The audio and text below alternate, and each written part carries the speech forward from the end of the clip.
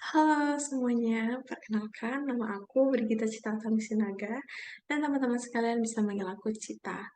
Aku merupakan mahasiswa Fakultas Psikologi di Universitas Salata Dharma Yogyakarta. Pada kesempatan kali ini, aku bakal ngajak teman-teman untuk berbincang tentang suatu topik yang marak terjadi di sekitar kita, yaitu toxic relationship. Sebelumnya aku pengen tahu nih, di antara teman-teman, apakah teman-teman ada punya pasangan, punya pacar? Oke, mungkin ada ya beberapa yang punya pacar, tapi ada nggak sih yang punya pengalaman hubungan dengan pacar, tapi itu hubungannya yang jelek, hubungannya itu negatif, hubungannya itu tidak sehat, hubungannya itu sering buat marah, kesal, sedih. Oke, mungkin ada beberapa ya dari teman-teman yang pernah mengalami hal tersebut. Sekarang apa sih toxic relationship itu? Kita bakal membahasnya lebih lanjut. Jadi, dalam kehidupan sehari-hari, kita sudah dapat dipastikan bahwa kita akan menjalani hubungan dengan orang lain. Hubungan dimaksud di sini adalah hubungan dengan orang tua, dengan teman, dengan saudara, dengan sahabat, hingga yang paling umum adalah hubungan berpacaran. Nah, ketika kita melewati proses untuk saling mengenal satu sama lain, sering terjadi hubungan yang tidak sehat atau yang dikenal dengan toxic relationship itu. Nah, jadi toxic relationship itu apa sih? Oke, toxic relationship adalah hubungan antara dua individu, biasanya laki-laki dan perempuan yang tidak sehat. Nah, di mana salah satu pihak itu menjadi pelaku dan yang satunya menjadi korban. Nah, toxic relationship ini sendiri terjadi ketika pelaku tersebut berusaha untuk menjadi lebih dominan daripada korban. Nah, bagi korban, perasaan yang sering timbul itu dia merasa tidak didukung, dia merasa diremehkan, dia merasa diserang, dia bahkan direndahkan oleh pasangannya. Dampak dari toxic relationship ini sendiri tidak hanya untuk diri sendiri, tapi juga pada orang lain yang dapat menyebabkan seseorang itu sulit menjalani hidupnya. Sehingga hidup yang dijalani itu seperti tidak produktif, tidak berguna, hampa, dan lain hal. Nah, toxic relationship ini juga dapat mempengaruhi kesehatan mental seseorang, seperti agresi fisik dan psikologis yang dapat menyebabkan terjadinya kekerasan fisik, emosional, serta seksual. Nah, perlu diingat untuk teman-teman bahwa toxic relationship ini tidak hanya terjadi di kalangan orang-orang yang berpacaran saja, tapi bisa jadi orang tua dengan anak, kakak dengan adik, ataupun dalam hubungan pertemanan.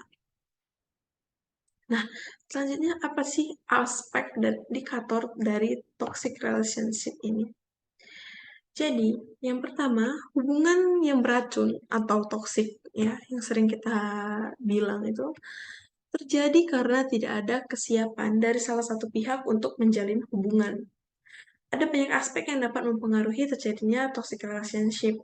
Nah, di sini tuh aku bakal ngasih tahu berbagai aspek dalam ruang lingkup berpacaran pada usia dewasa muda.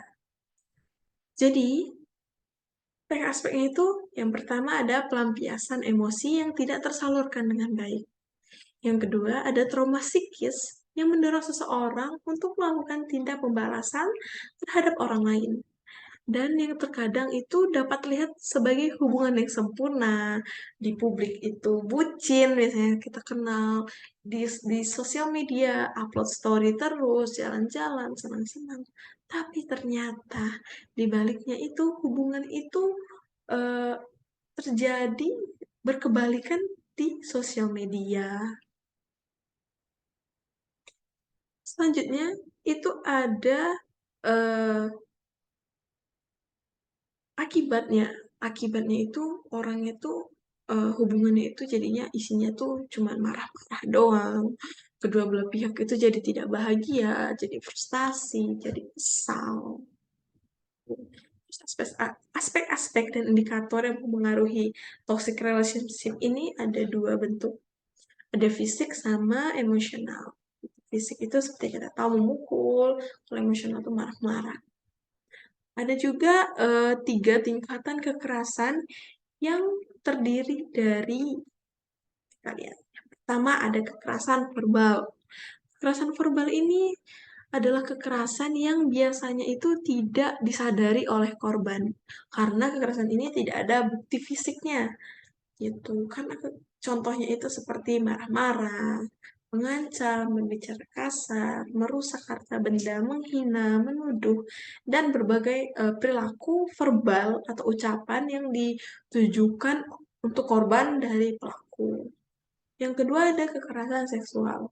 Nah, kekerasan ini dilakukan dengan melibatkan segala sesuatu secara fisik, namun dengan adanya bujukan-bujukan, pernyataan cinta, janji-janji, atau situasi pelaku itu sepertinya tuh tidak ditujukan untuk mengontrol korban.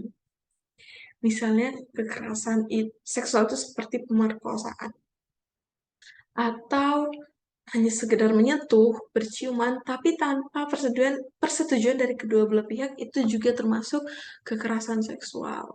Contoh lainnya misalnya ketika seorang pria meminta kepada pacarnya eh, untuk memuaskan nafsu, tapi si perempuan ini tidak ingin memuaskannya, maksudnya tidak ingin merealisasikan keinginan dari si pria. Nah, maka si pria itu akan berkata bahwa si perempuan itu tidak sayang pada dia. Padahal belum tentu kan, mungkin itu tuh rasa sayang tidak hanya karena itu semata gitu. Tapi karena si perempuan ini berpikir kayak aku sayang banget sama dia, ya udah deh aku bakal kasih apapun demi dia bahagia. Dan itu sangat-sangat disayangkan, eh, sangat baik terjadi di saat-saat seperti sekarang ini. Dan yang ketiga ada kekerasan fisik. Nah, kekerasan fisik ini sangat-sangat terlihat jelas, sangat-sangat eh, menyakitkan karena ada bekas. Seperti contohnya memukul, menendang, mendorong, dan hal-hal lain yang mungkin membekas pada fisik korban. Dan itu bakal teringat karena terekam jelas di memori si korban. Selanjutnya kita lihat lagi.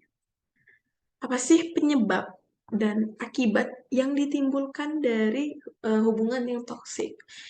Penyebab terjadinya hubungan yang toksik ini adalah lingkungan sosial yang tidak baik, kurangnya rasa percaya diri dari pelaku, masa lalu yang buruk, membandingkan hubungan pribadi dengan hubungan orang lain, atau iri biasanya kan, terus kurangnya support antara satu sama lain, dan komunikasi yang mungkin awalnya lancar, tapi lama-kelamaan seiring berjalannya hubungan menjadi buruk. Dan dari penyebab tersebut, toxic relationship ini berakibat meninggalkan rasa trauma pada korban, terganggunya kepribadian si korban, dan dapat mengganggu juga jasmani, ya kan, jasmani seseorang. Terus ada lagi akibat yang timbul karena toxic relationship ini seperti konflik internal atau konflik konflik batin. Di mana konflik batin ini akan menyebabkan kemarahan, kecemasan, dan depresi yang dirasakan korban pada akhirnya. Namun, orang dengan harga diri tinggi yang mengalami toxic relationship ini cenderung untuk memilih berpisah dengan pasangannya. Nah, ini termasuk orang-orang yang berpendirian bagus karena dia tuh sadar akan ke apa, kehendaknya, akan ke kemampuannya dalam menjalani hubungan. Walaupun tapi ya ada juga orang yang udah sadar kalau hubungan dia itu toksik, tapi dia tuh tetap ingin lanjut karena iming-iming rasa sayang atau percaya bahwa si cowoknya ini, si pacarnya ini bisa berubah. Jadi, apa ya kesimpulan dari pembahasan kita pada hari ini? Oke, baik. Jadi, intinya, toxic relationship ini membuat salah satu di antara dua individu tersebut menjadi korban karena perilaku merugikan yang dilakukan oleh si pelaku.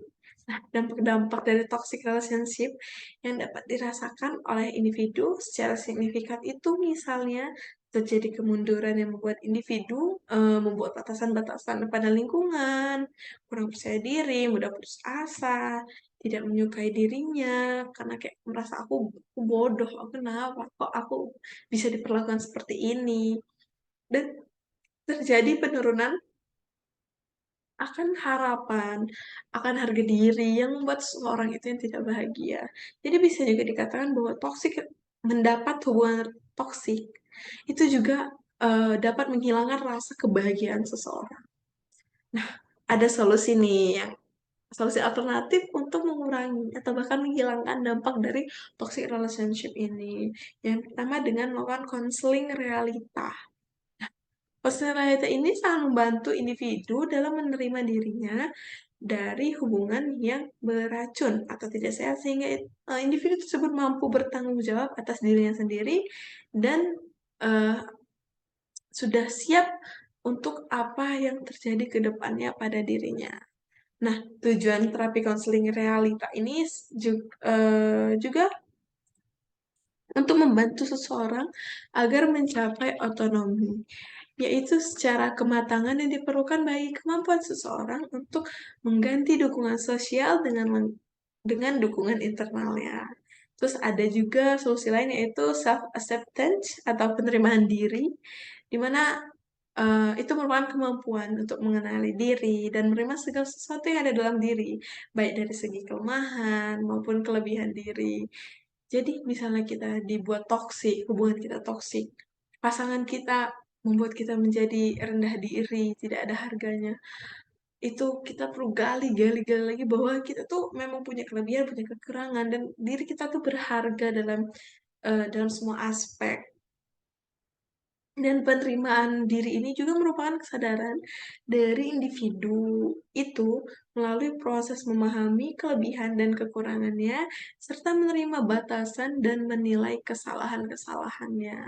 Jadi, bagi teman-teman yang lagi di fase toxic relationship, kalau bisa berpikir, menelaah lagi dirinya, menelaah lagi pasangannya.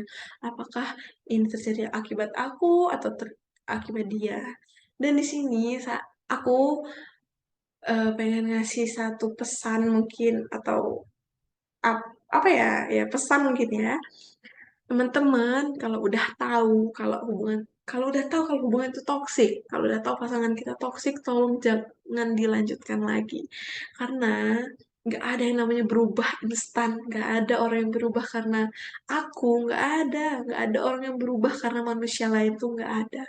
Jadi pesan aku, kalau udah tahu hubungan yang dijalani itu toksik, silahkan tinggalkan hubungan. Masih banyak lagi orang lain yang sanggup untuk membahagiakan kita, sanggup em, menggiring kita ke arah yang positif.